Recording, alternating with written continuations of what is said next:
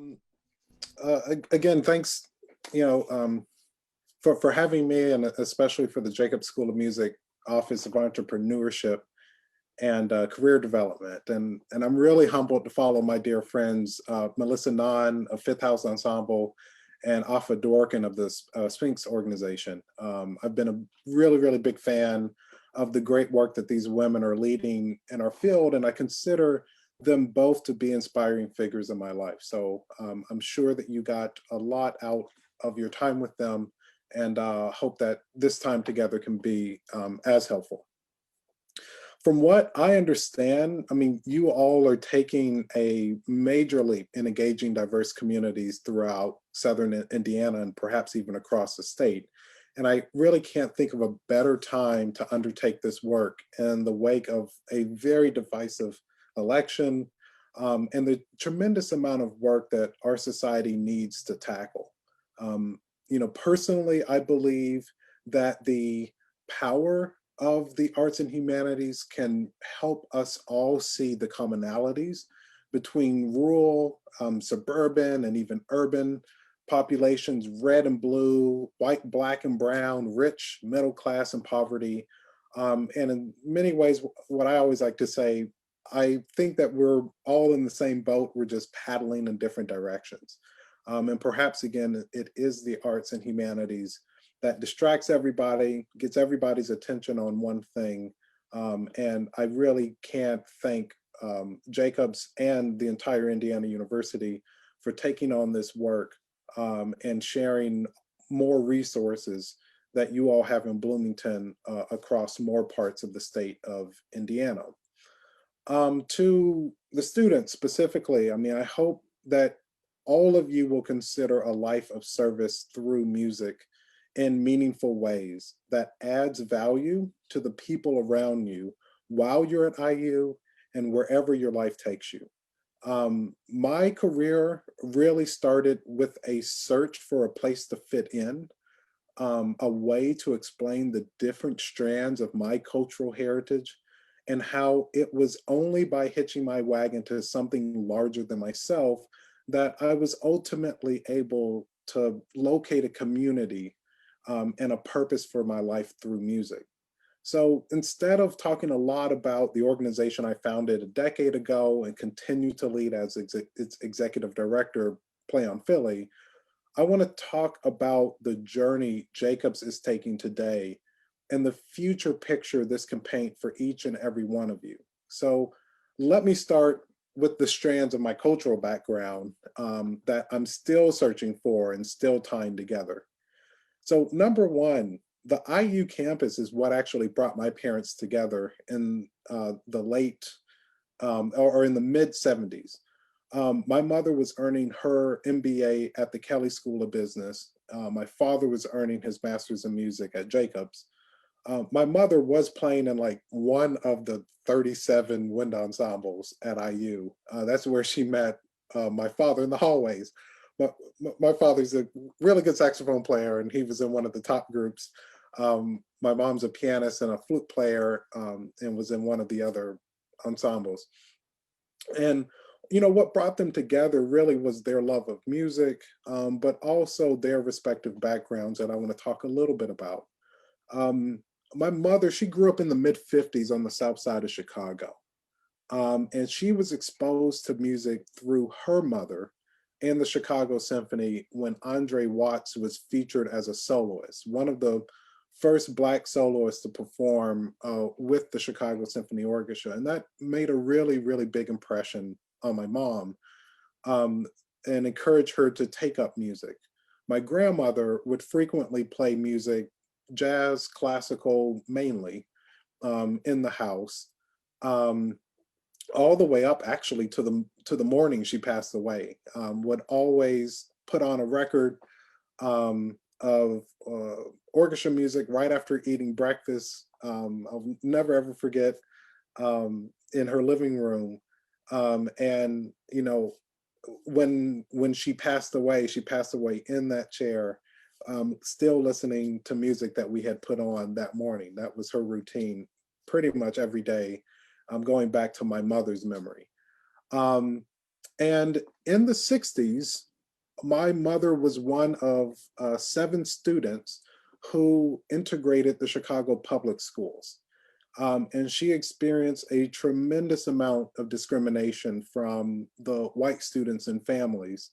There were over 100 cops and federal troops that were there on the day the students went into the school. It was the same year that Martin Luther King was assassinated, and the kids on the playground told her that my mom and her friends, the other 6 Black kids, that they would be next. She would go home crying most days. In the first couple of weeks that she was at the school, my grandmother would always ask her, you don't have to go back. And what I learned later is that I think there was a total of around 40 or 45 families that were supposed to go to the school. And only 7 of the families on the day of showing up actually did so. And there was a teacher there at the school that really stood up for her, who made sure that she was in all of the gifted classes and was pushed academically. She did her auditions for Eastman and Indiana University and a couple of other places for undergrad, but found out very quickly that she wasn't as prepared or maybe as competitive to get into a really competitive undergraduate music program. She ended up studying at the Sherwood Conservatory in Chicago. That was at a time when they were granting college degrees. And then after that, she decided to study business. And again, went to Indiana University for her master's. My father, he grew up in the early 40s in Jackson, Mississippi. He was one of 12 siblings, and was exposed to the music mainly through the radio and a saxophone that was given to him by his aunt. He was pretty much self-taught, and that saxophone came from a closet of a house that his aunt cleaned. And he would later go on, the only kid in his house to complete high school. But he went and served in the Marines and fought in the Vietnam War. And always told himself that if he could survive the war, that he would really kind of push for a different life when he got back home. He accompanied a body back to California when he was discharged. And after spending a couple of weeks in California, the family actually had him stay for a couple of weeks, just knowing that he got back after fighting and maybe needed to take some rest. He took a train back to Mississippi, and on that train ride, it was announced that Martin Luther King was assassinated. And in that moment, he told himself that he was going to dedicate himself to education, to nonviolence, and try to make some changes in not only his life and his future family's life, but also in the lives of other people through education and through music. He used the GI Bill to attend college, first at Delta State University in Mississippi, then transferred to Norfolk State in Virginia, where he finished his bachelor's of requirements, and then later, as I mentioned, would go and study at Indiana University. So when my parents met, they decided on a compromise after they graduated from IU. My father wanted to be in the South, my mom wanted to be in a city, so the compromise was Atlanta. And it was a fast growing city, still is today, but it also was a friendly city for young Black families that were looking to secure a house and try to, in a way, take a bite of the pie and how their lives were built. They settled on a neighborhood in Atlanta called Eastlake. And what's very interesting about Eastlake, it's situated about 4 miles due east of downtown Atlanta. And during the times of slavery, Eastlake was a really, really big plantation, had thousands of slaves. And even when General Sherman came through and burned Atlanta, he spared the neighborhood, the community of Eastlake. Um, After the war, it became a fancy country club. And when streetcars were put in, then there were more, kind of a small kind of community was built. But this left out low income people, and housing projects were put up. Soon those housing projects were full of Black people, and all of the white people in Eastlake decided to move north of the city and started developing some of the suburbs and neighborhoods that we know of today. By the mid 80s, this area of Eastlake really became known as Little Nam, for Little Vietnam, and had an unemployment rate close to 80% and a crime rate that was 18 times the national average.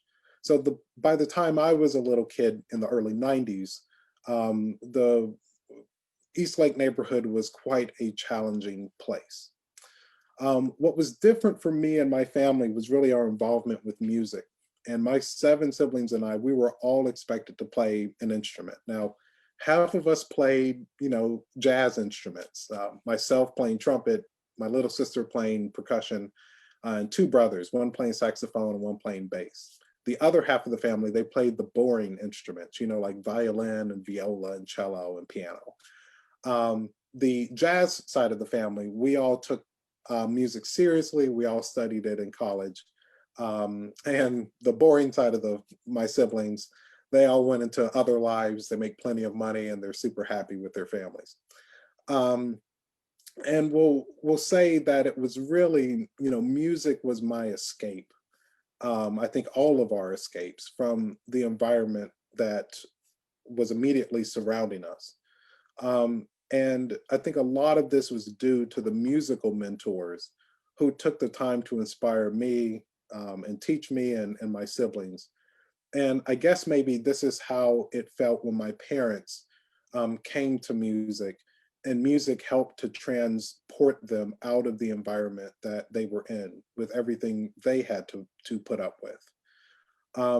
And very, very thankful for the people who took that time, because in many ways, music was my community. That is where I found my tribe. I think that's where I also found, my bearings in lots of ways. And as I think about the wagon that I hitched, was that it ended up being that the youth groups that I was playing in, the summer camp experiences I had at Interlochen as a kid, was one thing that was super transformative. I remember when I did my undergrad auditions, of course, Indiana University was one of them. And it was the first time I had ever heard an opera. I was actually quite upset because the only performance that was happening the evening I was there was an opera, La Boheme. This had to be in 2005, in the winter of 2005. And I just remember, walking in pretty upset, but it was pretty cold outside. So it was like, hey, it's better to be in here than it is to be trying to run around campus. But I had such an amazing time meeting so many nice people, but hearing some really, really great music. And I mean, that one experience alone just, first of all, showed me how nice and welcoming Indiana University is, gave me a glimpse into the experience that my parents had, but also set me on a pathway to also appreciating opera as much as I do today. I'm glad that I had that experience. And as I think about what happened in my life once I ended up at the Curtis Institute of Music in Philadelphia, is that I kept going back to my own upbringing. And at times I felt kind of disconnected. All the performances that we gave, if it were Carnegie Hall and traveling and playing around the world, or even playing in my own, backyard in some of the, the big venues throughout Philadelphia, I felt a sense of disconnect when, I frequently saw the same people that were there. Constantly thinking about kids like myself that were growing up throughout the city of Philadelphia, not having access to music, visiting schools with my brass quintet, for example, and seeing closets full of broken instruments and music teachers frustrated because they did not have the budgets to fix these instruments. And constantly thinking, if kids are using rhythm sticks and playing recorders, no wonder they're not connecting to music in such a powerful way and then benefiting from all that music brings. So that's when I started to really ask myself the question, to what end? All of this time in the practice room, to what end? And there was once in a presentation where where a young kid asks my brass trio the question, why the hell should I care about Beethoven? We were playing a Beethoven oboe trio and transcribed for brass instruments. And, of course, the kids all erupt in laughter. The kid who asked the question was kicked out of the auditorium. And once we got the auditorium calm again, then we continued with our presentation. But when I went home that night, I really thought about, what answer would I give that kid if I really had to answer that question? Should he care about Beethoven because it's great music, because we sound good playing it, because it's culture, it's different than perhaps maybe even the culture he grew up in, and being exposed to this music would be beneficial. And I believe at that moment, that's when I started on a journey to try to figure out how I might answer this young man's question. So I think about the practice room that I sat in. And again, I'm questioning everything in that space and in the space around me. Are we spending all of this time so that we can become a member of a big orchestra, make some good money? And what help does that do and provide for people around? So in my last semester, Dr. Jose Antonio Abreu, who founded El Sistema, won the TED Prize. And shortly after that announcement, Gustavo Dudamel was named the next music director of the Los Angeles Philharmonic. And in learning more about the El Sistema program of Venezuela, I found in their story exactly what I went through and the connection that I had specifically with classical music, and how learning how to play a trumpet as well as I could and being part of that larger community of an orchestra, how that really provided a life-changing and transformative experience for myself. And I knew I wanted to be part of that process. How do we help more young people have that experience? And in many ways, I believe that as Jacobs continues to develop programs throughout Indiana, I think this is a very similar question of, what should you all expect on this journey as you share the resources that you have and help schools, help community centers, help young people, perhaps even help those music teachers that are on the ground in these communities working as hard as they can. So what does that journey mean for you all? So I remember the first moments when Play on Philly started now 11 years ago. And I think one of the big assumptions that I made was that we were going to go in and create a stronger sense of culture by bringing in music. I could not have been more wrong with that assessment. And what I quickly found out was that there was so much more culture in West Philadelphia, where we started Play on Philly, than I ever experienced downtown. Here we were working with kids from 27 different countries. Um, and many of our students, immigrants themselves with their parents. And the room of 85 kids that we started with really became an opportunity for me to learn about the cultural backgrounds of mostly Black people, that I would later find out how different the African continent is, and all of the countries that our kids come from, not only from the continent of Africa, but also countries throughout the Caribbean, and South America. And through this, I learned that our parents, especially, want the very, very best for their kids and the best opportunities.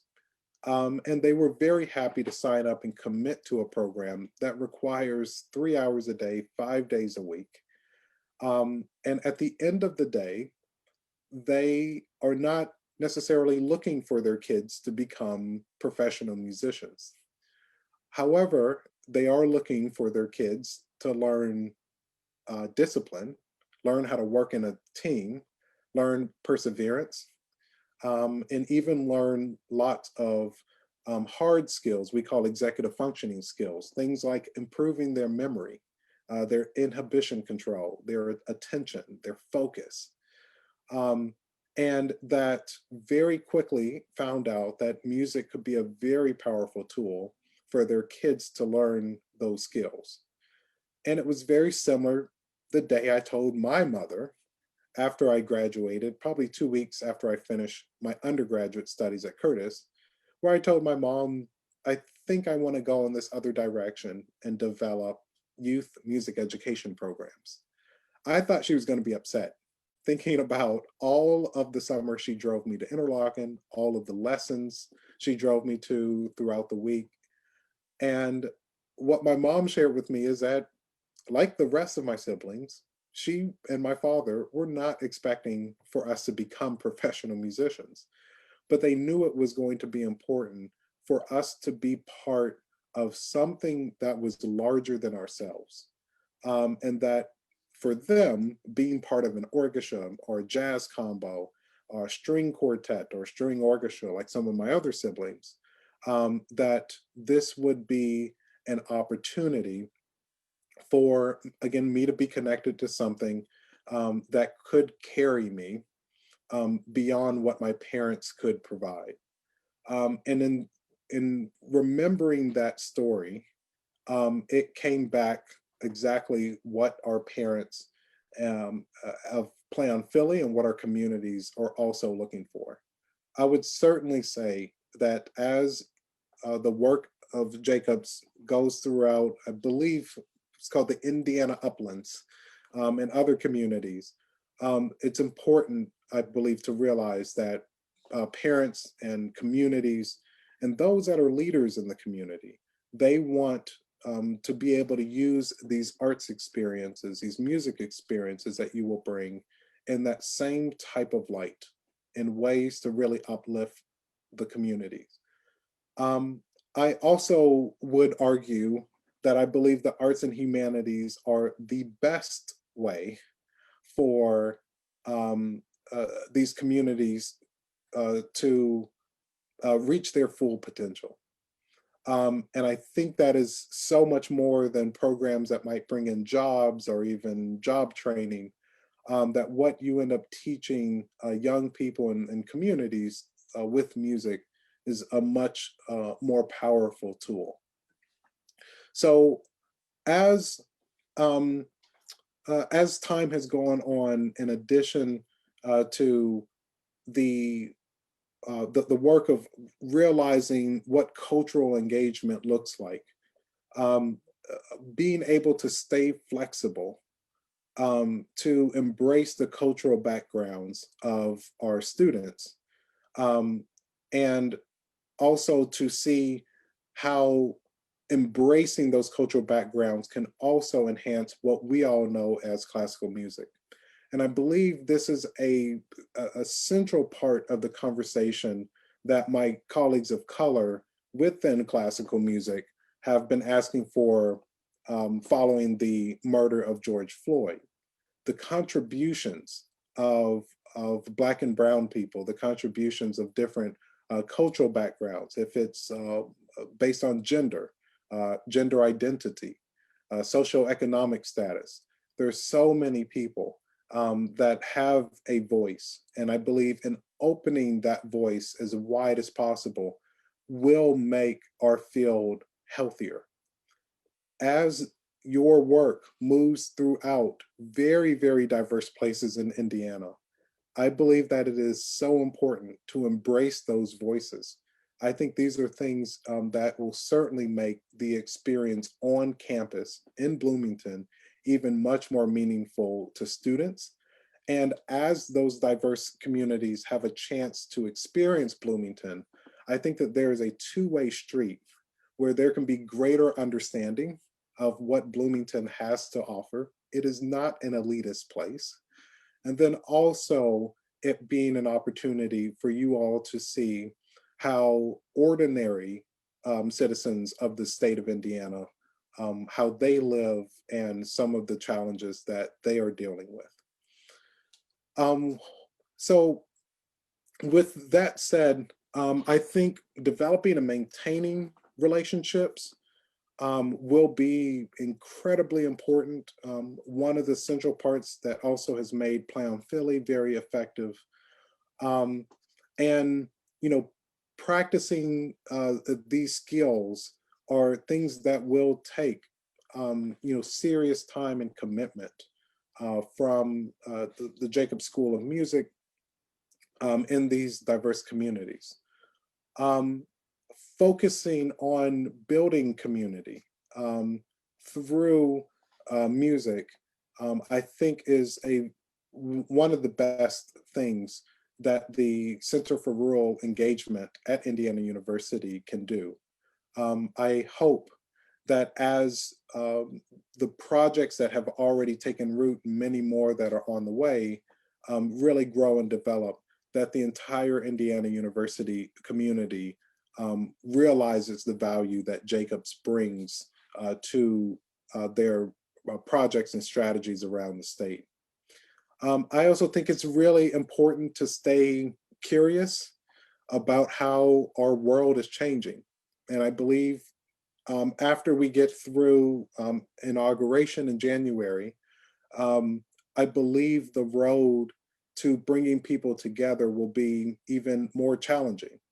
And perhaps maybe instead of wanting to perform and take students from Jacobs to perform at Carnegie Hall or perhaps maybe Chicago Symphony Hall, perhaps performing throughout the state of Indiana might be a priority that the entire Jacobs School of Music sets. Because, you know, again, having an opening up dialogue through music could be extremely powerful and building some stronger bridges. And I believe that we as musicians, we do have a role to play in helping society realize that, again, we are mostly, vast majority of us, in the same boat. Um, but keep thinking about how our field is changing, the effects of COVID-19, what we will look like when we are on the other end of the health crisis. Will we want to continue to play in big concert halls for limited numbers of people? Or might we want to take that music out on the road more? Might we want to embrace voices from other cultural backgrounds, feature them as soloists, feature the music that they're writing, feature the perspectives of leaders from the podium of different cultural backgrounds that can leave students at Jacobs in a different place. And then the last thing that I want to share is just around what it looks like to create value for other people. Um, and I believe that concentrating solely on the the positive change that can happen within the communities that are being served throughout Indiana, um, that must be the number one priority. As I think about our work at Play on Philly, our hope, while we cannot change the issues of achievement gap or youth violence throughout the entire city of Philadelphia and all 300,000 children, we do strive for the 1,100 kids that have come through our doors in the past decade. We do strive to completely eradicate issues of the achievement gap, of youth violence, and also even high school graduation rates among those that we work with. And I hope that the issues go beyond the cultural engagement of um, of young people and the cultural engagement of diverse audiences throughout the state, that we start to think about what specific issues are those communities facing and what can some of the solutions through music be, with every single project, every hour that is spent, so that it is thoughtful, and you all can see the impact, just like after 10 years, I've been able to see the impact. As our kids have graduated from college and they're starting families, our kids that are serving in the military, I think about those that went into training programs and have become plumbers and electricians, probably making 4 times the amount of money that I'm making, considering how much I just paid an electrician a couple of weeks ago. And also thinking about those kids that enrolled in traditional 2 or 4 year colleges. Um, uh, so important to see how they have used these skills in music as we have really pushed them to realize their potential, to know that even when they're in college or in a training program, they have to wake up, they have to, in these days, turn on Zoom, learn as much as they can, and be able to push through these moments, that now that we are sharing this experience going through the pandemic, but also to think about the challenges that many of our young people that grow up in places like rural Indiana might look completely different than perhaps the majority of the students that go through Jacobs. So, really important to keep that in mind and keep coming back to the question, how am I creating value for others? How am I creating value for their communities through what we have to offer? So with all of that said, I would love to have a conversation with you all, and not bore you with slides, but I did want to share a little bit of my background and a couple of thoughts that I think will be important for you all to take in. Alon, maybe you can help out with some of the questions, and I Sure, hope that people absolutely. can use the I think the The question chat, feature yeah, yeah. maybe in the Go chat ahead, and box. anybody who wants to ask any questions, please feel free to just drop them in the chat, and I'll be able to watch them as they come in. And first of all, Stanford, thank you so much. It's amazing to hear how the evolution of your ideas and the evolution of your life as a professional returned to such an authentic place. Going into college, thinking that your experiences in college would provide you the pathway to your professional life. And what ultimately happened was that you folded back into your personal voyage, your personal path, and merged the two into a project that's ended up being so powerful in the Philadelphia community. So that's a really interesting intersection in which I think ultimately for all of us, there's a point at which we have to synthesize what we learn into our lives and make it that much more meaningful, right? So we're not being told what to do, but we're utilizing the tools at our disposal and the learning that we go through to further empower our way of connecting to the world, right? And so I have a question for you about that, because so many of the people on the Zoom call today are, conservatory style students who've been trained to play in particular ways, and they're navigating into their careers. And what you've been doing is to fold the expertise and knowledge and creativity that you have into creating value embedded in community. So it's less about producing a musical product in the form of a performance than it is finding ways to create value and connect to communities, right?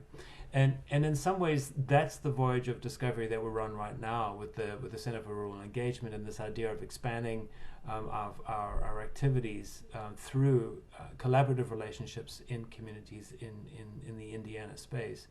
So can you talk to us just a little bit about that, the sort of transition from thinking of yourself as an artist who simply performs music, which is phenomenal in and of itself, of course, but thinking of it as as a broader set of activities that connects more meaningful with community. Yeah. So I will say certainly, I mean, that was my focus going through college as well. We are certainly kind of hardwired in that way that we have to learn, certain sonatas and excerpts and these types of things so that we can start a professional life that can also sustain us financially. And there's a lot of value in gaining that technical and musical mastery that is very, very important. I'm not knocking that at all. The only danger really is when one only thinks about the end product and we keep forgetting about the entire process that it takes. And that's always kind of the fear in developing some of these, community-based programs where the outcome, there's so much focus on, how can we get maybe some young people, or perhaps we want to go into a retirement home and we want to produce some type of concert or culminating event. And we stop thinking about what it takes again to get there. Mm-hmm. So in many ways, and I believe a lot of the success of Play on Philly has been that we are constantly talking about selling, perfecting the process piece of it. That is really the most expensive thing to do. To have kids in practicing for 3 hours every day, and to have teachers that are assigned to 4 different schools, for us, that equals $2.5 million of support each year, to be able to put a little over 300 kids through something that intensive.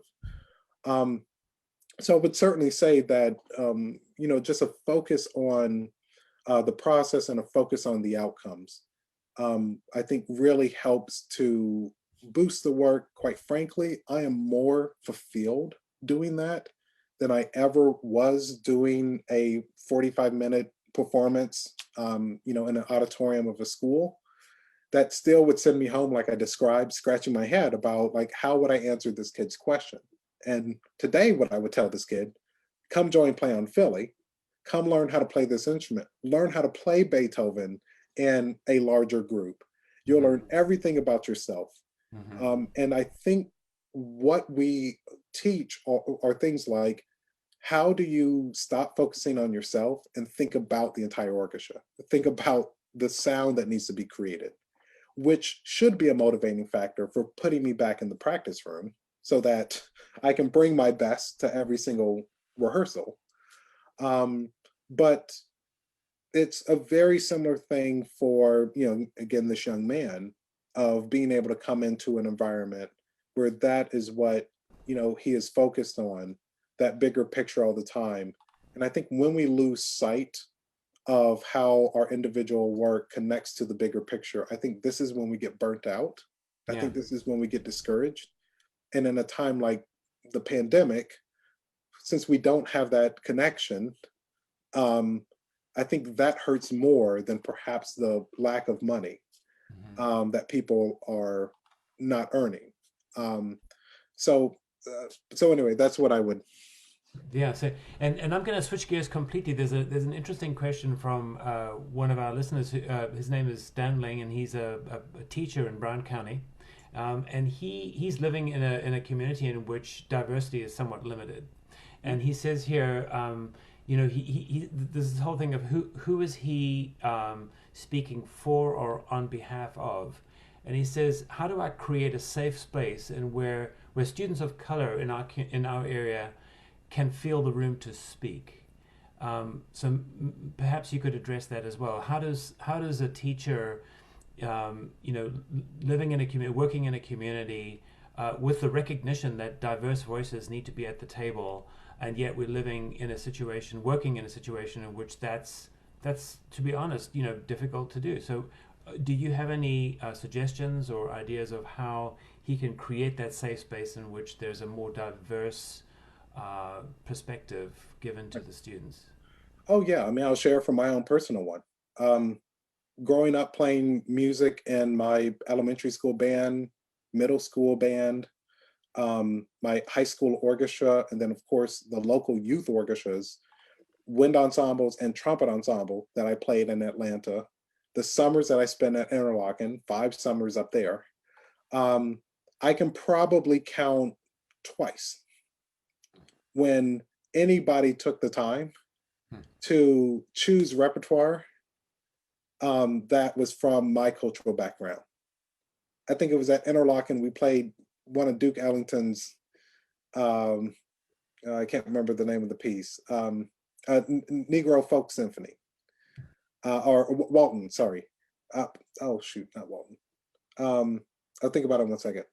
Um, and I also think about the times when I played as an extra in Spelman and Morehouse's combined university orchestra.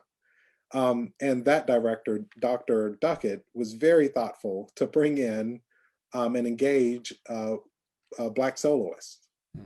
Um, so I would certainly say that there are opportunities to, especially using the internet, showing um, uh, artists from that student's cultural background and making sure it's a priority for every kid in the room to say, this music is just as good as Beethoven.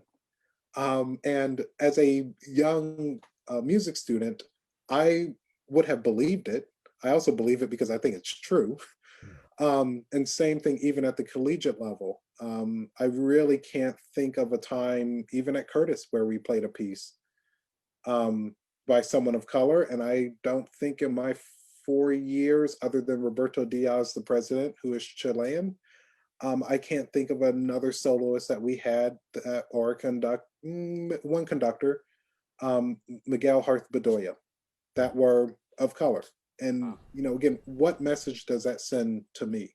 Sure. So I wasn't asking for Curtis or Interlochen or my youth orchestra to have more black and brown people in it. It just would have been great to know that the contributions that black people have made to the art form were acknowledged and also put um, uh, on the main stage. So yeah, it was William Dawson's Negro Folk Symphony. Ellie, I hope that's how you say your name. Yeah. Thank you for reminding me of that. Yeah, yeah, exactly. And this is a really interesting conversation because it also goes to this idea of how we represent classical music to the world. I feel strongly that we've in a sense gone down the wrong road in the sense that we have become somewhat prescriptive in what we consider to be like legit part of classical music, and maybe other areas of music that may be sophisticated but we don't consider to be part of classical music. And what I hear you talking about, and this is something that resonates a lot with what Afa Dworkin was talking about today in the Sphinx organization, this idea of increasing the scope of this cultural world that we're working within, and not being worried about how, as you increase the scope of that world, you'll be diluting or diminishing the power and beauty and substance of what you bring to the table. And she mentioned this morning that quite the opposite. It's led to an expansion and a growth and a strengthening of the Sphinx organization as it's done this work more and more. In other words, diversity leads to opportunity, leads to strengthening of the art form that we share, rather than the diminishing of the purified version of the art form that we previously thought was necessary. So there's this tension between what through the academy and through schools of music and through the professionalization of classical music, what we prescribe to be legit, as a profession or as a world, and what becomes part of a greater conversation as we co-create artistic spaces with people who come from different perspectives. And I imagine that this is going to happen quite a bit as we connect with communities around Indiana, where people are coming from wildly different life experiences, wherever they may be coming from. And that part of our work is the need to embrace that and to allow ourselves to be changed as much as we hope to bring value to those communities, right? So this idea of a two-way street of collaboration, of co-creating opportunities, of creating music that is part of a dialogue. And I love your description of process, because I think very often we tend to fall into the trap of creating product in music, right? Right. And look, I will quickly say, when I went into West Philly, I was sitting there thinking, hey, I got this, right? I'm Black. I grew up like a lot of these kids. They're Black. 85% of our kids, 80 something percent of our kids are Black. So, but I walked into the community and I found out, wait a minute. I mean, mostly these kids are from the continent of Africa.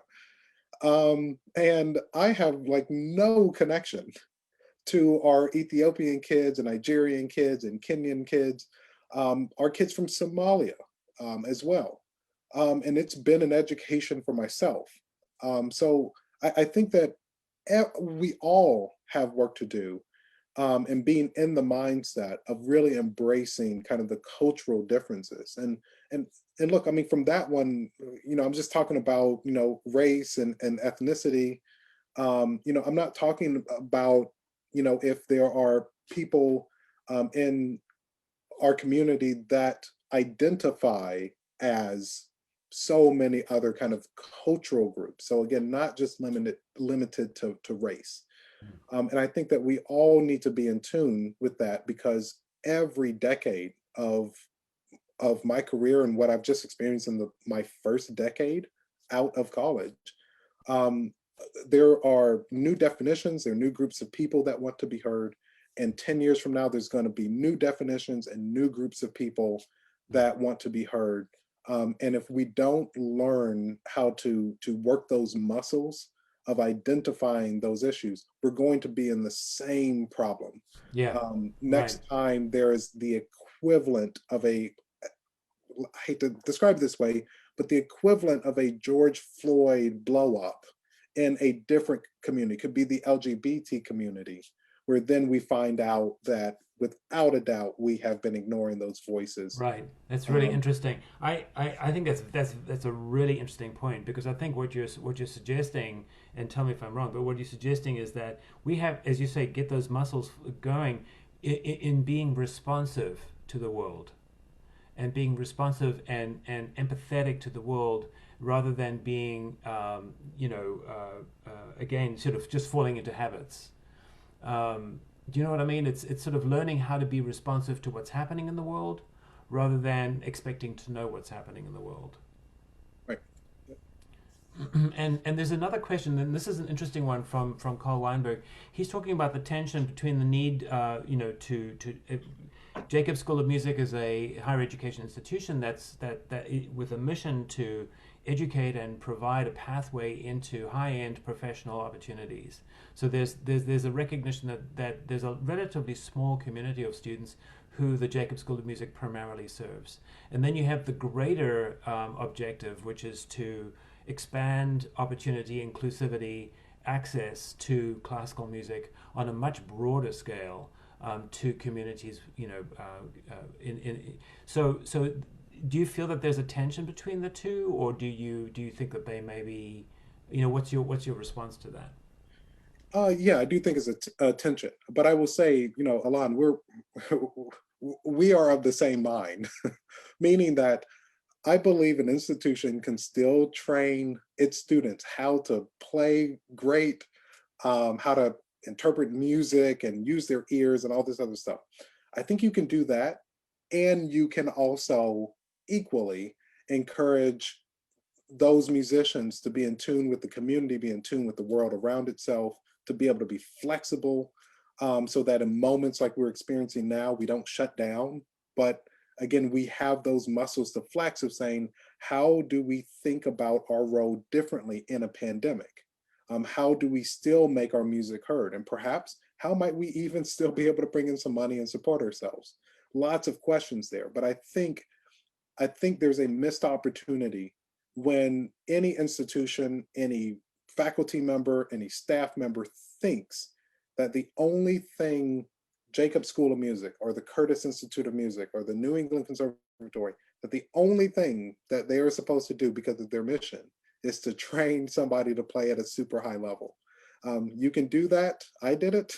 And I also found out a way to be able to think outside of the box and stay flexible to changes, because when I graduated, it was in the middle of the recession. Right. And folks were not hiring, and it was scary. Now, Yeah. I'm not going to compare that to the pandemic, but it were scary, times outside of the control of so many people. Hmm. Hmm. Not lots of jobs, and there were lots of orchestras that were cutting down from four trumpets to three. Yeah. Right.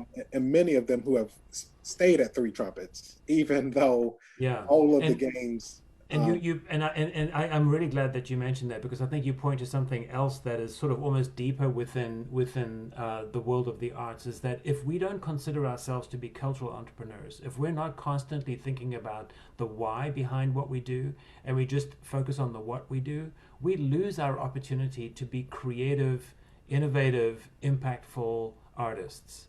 And so I see a direct line between what we are doing on behalf of the students that study in the Jacob School of Music, and how we operate as an institution in response to the world around us. Because ultimately, the sort of cultural and economic ecosystem around the arts can only flourish if the arts are valuable, if the arts are in fact connecting to communities.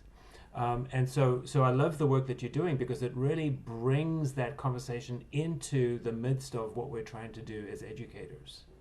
Do you know what I mean? I think that you can't have one without the other. You can't have a high-end artistry without a context, without an ecosystem within which it can flourish. And so I think that it's becoming more and more a responsibility of all artists in this world, and all arts institutions, including education institutions, to think through that issue. How can we be responsive to the world around us? There's a question here from Keely Schmerber here.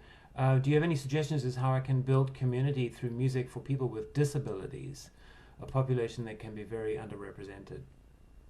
Well, so first I will say that I personally do not have a lot of experience with populations of people with disabilities, but I would certainly say that I think that a lot of the same kind of thoughts and ideas that has helped me, and I think helped lots of my colleagues, still apply in this situation.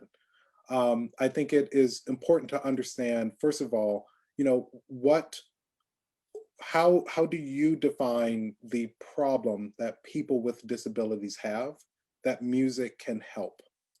And I think by defining that clearly, you can start to think about, what would be your major goal or two to try to address that problem. And then what are some of the activities that you would need to do to help inspire people to really get behind the community you want to build? So for example, with Play on Philly, I certainly looked at the problem as being our young people throughout Philadelphia do not have the skill sets it takes to navigate the really challenging environment that they are born into, no fault of their own. My goal would be for Play on Philly is to help build those skill sets, so that they have the practical skills and the life skills that it takes to navigate their environment. Some of those activities that I think are important are things like, with music, practicing every single day, having the instruments, quality instruments that you need, having good teachers and mentors, having opportunities to be held accountable for what they're learning through performances, um, making sure that we can evaluate the effectiveness of our work.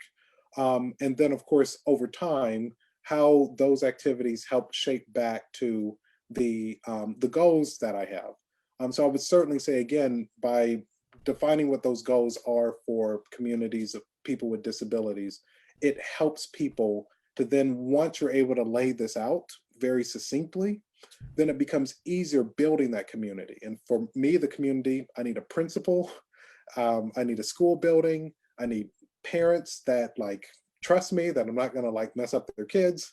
I need my colleagues that are willing to come in, be trained, to get better at the craft of being a teacher, of making sure they're fully committed. They're there teaching every single day for our kids. I need donors that are willing to give their money. I need other partners, things that would be crazy for me to pay for, but I could get in a partnership with someone else. So I think in building that community, it's one thing personally that I think is really fun about my job, of how do I get people around this really succinct, clear idea to bring in their resources, and together we build a community that we call Play on Philly. Mm. Wow, that's totally amazing. And you've answered one of the questions here, which is how did you start Play on Philly? Thinking about the location and scale and resources that you would need to be able to put that together. Yep. Um, So, go ahead, because there's one more, and we just need to watch the time. There's another interesting question that I'm gonna throw in your direction in a second. But if you want to go ahead and yeah, answer so the very question. quick, I'll say one of my first projects was in Reading, Pennsylvania, when I was a student at Curtis, because the Curtis Orchestra would perform in Reading, Pennsylvania, which is about an hour and a half north of the city. It was there that I met a man who was an amateur clarinetist, but he was a retired bank president from like the largest bank in Berks County. That's where Reading, Pennsylvania is. And through that relationship, he helped me to start a summer music camp as a Curtis student in Reading, Pennsylvania. We probably had about a $13,000 budget. And because he's a former bank president, he knew of a couple of people to ask for $500 donations. That's how we did it. And I think there were 25 donors at the $500 level. Um, and so certainly I would say that Play on Philly started many, many years before Play on Philly started. It started when I was a student. I was meeting people that were connecting to Curtis. You all have the advantage at IU. There's plenty of people, perhaps they're in the audience or they're in the lobby. So when you're finished with the performance, do you go out the artist entrance and you go to, what is it, Bears across the street and get a Yeah, beer? bears, mother Uh, bears. or do you stop in the lobby first? You greet the people that are there, you exchange some business cards, because you never really know how your lives might intersect in the future. And when I was ready to start Play on Philly after graduation, I had a network of people that I met, staff members at Curtis that would help me build my marketing strategy, help me write press releases, help me identify donors that I might want to ask for money, that have plenty of money to give to Curtis and to give to, my idea.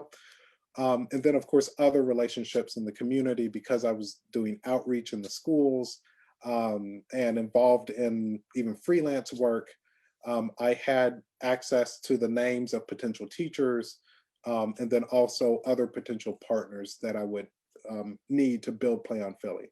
So take advantage of the people that you have around you at IU, get to know everybody, stay in touch with everybody. And as your ideas form, your life changes, keep people updated along the way so they can go on that journey with you. I will say a lot of our Play on Philly supporters have been with me since I was a student at Curtis, and I think they're quite proud to see how my life has evolved since then. Wow, that's amazing. What fantastic advice. Absolutely fantastic advice. So here's a final question. It's a very general question about elitism in classical music, this perception of elitism or experience of elitism. So the question is, what's a reaction to the discussion regarding elitism in classical music that seems to be gaining attention on the internet these days? Do you think this is beneficial, or a beneficial conversation, or do you think it could be beneficial to move the direction in a different direction? Discussion in a different direction. what's your take on this whole idea of elitism in classical music? Yeah, it's one that I'm always very careful about. I mean, we've been having this conversation with elitism in society, the 1% or the 0.001% of the 1%. And the thing is that in our society, we actually need those people. I don't think it's very smart to say, we want to get rid of all this elitism in classical music. No, I think what we want to do is we want to channel that energy and the resources of the elite in a different way. So Play on Philly, I told you, we spend $2.5 million a year. I don't need 50 million a year like the orchestra. Um, but I believe within the 50 million, there's $2.5 million that exists for Play on Philly that can be nurtured. I fundamentally believed that 10 years ago when we started. So I think that there are ways to change that power dynamic, Mm. and keep in mind that for some people throughout rural Pennsylvania, Bloomington is the epitome of elitism. Um, and if you all are going to come through on your elite horse into their community, it's going to take time to build the relationship. And there's nothing better to building that relationship when they realize you all are willing to take the resources you have and use that for the sole benefit of adding value to the people in those diverse communities that you're getting to. And that takes time. And even as myself, again, being a Black person, I should just be an insider right into West Philadelphia. No, they put me, my family's put me through the same test that they put, my teachers and my other staff members that are white, put us all through the same test. Are we going to be around? And especially when shit hits the fan, are we still going to be there? Mm. If we lost our funding, would we fight as an organization to find more funding to make sure this program stayed in the lives of their kids? Mm. And over the past 10 years, we've delivered on that one. So anyway, I would just say, I think that there are ways to rechannel that energy and use it in a really powerful way. And I don't think it is very healthy to bash the elite in a way to make them do something different, or to say, I'm just going to go set up shop over here and I don't need the elite to help me. I still think there are plenty in that category Hmm. that will be more than willing to see new ideas and new vision come to Right. life. And I will say, all of Play on Philly's major donors are in that elite crowd. And I think they are really proud to see what we're able to do with limited resources. Wow, that is totally incredible. Well, Stanford, I know that we're out of time, but I wanted to thank you so much for your extremely wise and just extraordinary work that you've been doing in the community of Philadelphia, and the wisdom that you bring to the table as a result of all of those experiences.